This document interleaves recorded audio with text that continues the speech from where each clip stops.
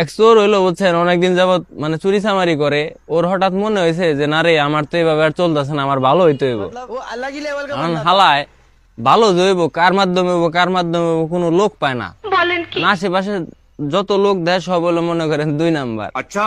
এখনো ভালো লোক পাইতেছে না। হঠাৎ করে এক লোকের সাথে একদিন দেখা হয়েছে।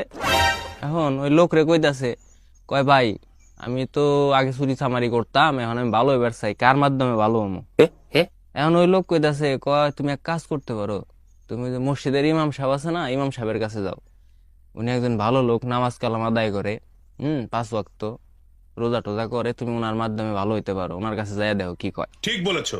এখন চোর গেছে ইমাম সাহেবের কাছে, বুঝছেন।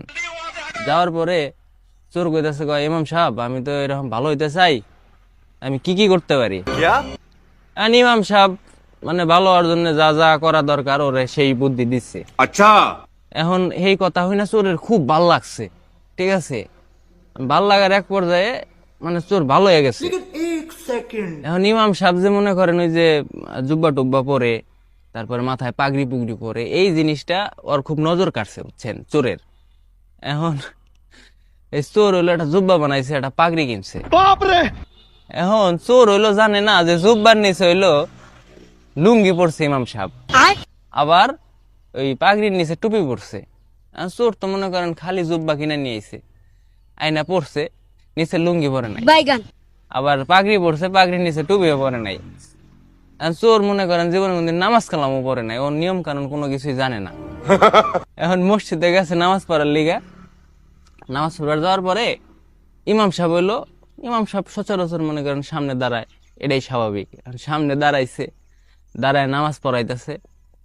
হ্যাঁ, তার পিছনে হলো চোর খাড়াইছে। চোরের পিছনে আবার এলাকার যত পুংটা পোলাপান আছে না, যেগুলো মসজিদে যায়, ছোট ছোট পুংটা, হেডি খাড়াইছে। এখন ইমাম সাহেব মানে যখন সেজদা দিছে, তখন হলো চোরও সেজদা দিছে। আর চোরের তো জুব্বার নিচে মনে করেন কোনো কিছু নাই, লুঙ্গি মুঙ্গি নাই। এখন চোর সেজদা দেওয়ার পরে ওই চোরের ডিম 2টা হইলো মনে করেন বাইরে গেছে।